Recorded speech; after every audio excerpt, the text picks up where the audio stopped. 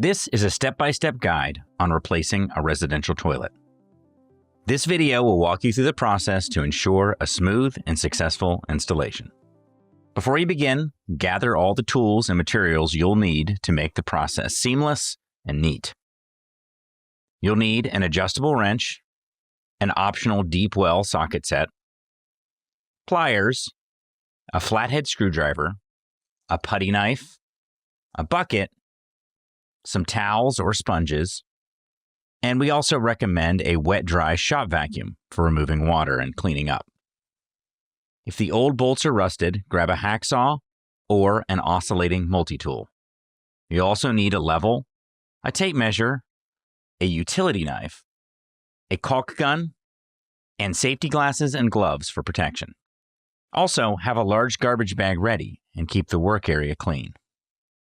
You'll also need a new toilet. Make sure it includes the tank, bowl, seat, and hardware. Make sure that it's the right height and color for the client. Make sure you have a new wax ring. Consider a reinforced or extra thick one for tiled floors. You'll also need some new closet bolts, a flexible water supply line, toilet shims, approved sealant, and some rags. Start by locating the shutoff valve behind the toilet and turn it clockwise to stop the water flow. Flush the toilet, holding the handle down to drain as much water as possible.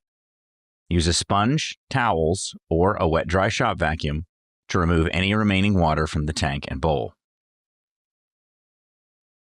Place a bucket or towel under the water supply line. Use an adjustable wrench to unscrew the nut connecting the line to the bottom of the tank. For two-piece toilets, you may need to remove the tank. However, if the bolts are seized, it's often easier to remove the tank and bolt together, using team lifting.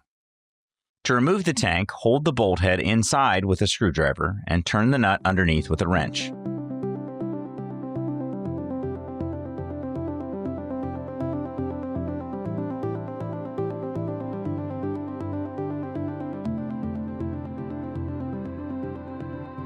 Lift the tank carefully and set it aside on a protected surface.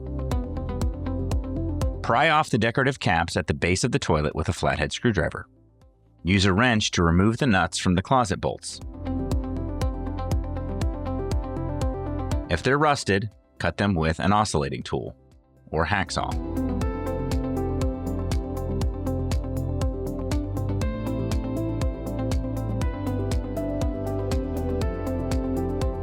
Gently rock the toilet to break the wax seal, then lift it straight up with a helper, as toilets are heavy. Place it on towels or cardboard to catch any water. Stuff a rag into the drain to block sewer gases and prevent debris from falling in. Use a putty knife to scrape off the old wax ring from the flange, then clean the area thoroughly.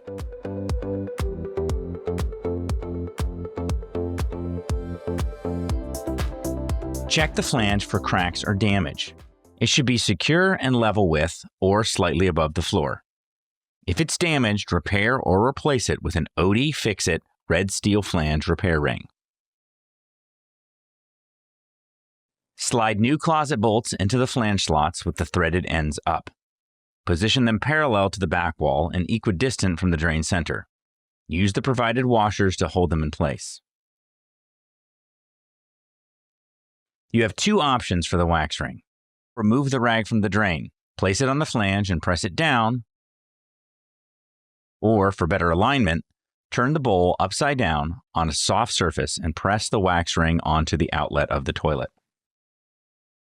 Lift the toilet bowl over the flange, aligning the base holes with the closet bolts. Lower it straight down onto the wax ring and press firmly with your body weight to create a tight seal. Avoid twisting or rocking the toilet to prevent breaking the seal. Add washers and nuts to the closet bolts. Use a level to check if the bowl is stable. If it wobbles, insert composite or plastic shims under the base and trim excess with a utility knife. Tighten the nuts carefully, alternating sides to ensure even pressure. Avoid over-tightening to prevent damage.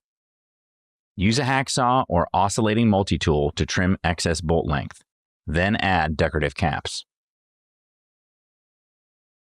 Place the rubber gasket on the tank's outlet, then set the tank onto the bowl. guiding the bolts through the holes. Add washers and nuts underneath, and tighten alternately until snug. Do not over-tighten. Use stainless steel braided riser for durability. Verify the connection points. The toilet's fill valve is a standard 7/8 inch ball cock, but check if the shutoff valve needs a 3/8 inch or a 1/2 inch fitting. Measure the distance and choose a riser with enough slack for a smooth bend. Connect it to the tank and shutoff valve. Hand tighten the nuts, then give a quarter turn with a wrench. Turn the shutoff valve counterclockwise to restore water flow. As the tank fills, check for leaks at the supply line and tank bolts. Adjust the float if the water level is too high or low.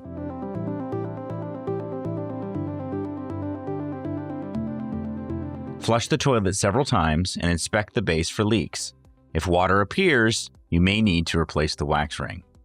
Next, follow the manufacturer's instructions to install the toilet seat.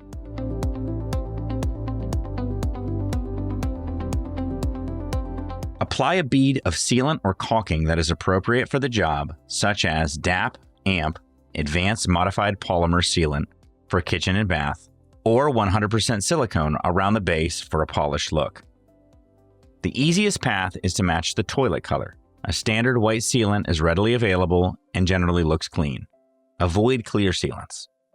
If the homeowner prefers to match the floor, find the grout brand and color. Most grout companies sell caulk in the exact same shade for a perfect custom match. Make sure you follow installer instructions to properly work the sealant. It's very important that it's worked properly so that way the final appearance is perfect. For working silicone sealants, a spritz of alcohol can make it much easier to work. Remember, the wax ring provides the water seal, and the shims do the leveling. The sealant at the base is for hygiene, aesthetics, and one final ally in keeping the toilet glued in place. Do not use the sealant to do the leveling. Once the job is complete, be sure to leave the space spotless. Proper disposal of the old toilet is crucial. A recommended method is to encase the toilet in a large, heavy-duty trash bag to prevent any wastewater from dripping through the house. Afterward, the toilet should be taken to an approved disposal facility. Thanks for watching. If you're willing, give this video a thumbs up and drop us a comment. Don't forget to hit that bell icon to stay updated with all of our future videos. And as a quick reminder, HVAC School isn't just a YouTube channel. Dive deeper with us at our main website, hvacrschool.com. Curious for more knowledge on the go? We've got you covered. Tune into the HVAC School podcast, available on all your favorite podcast apps. And while you're at it, join our thriving Facebook group. Also, don't miss out on our free mobile applications available for both iPhone and Android. We're all about community. For techs, by techs.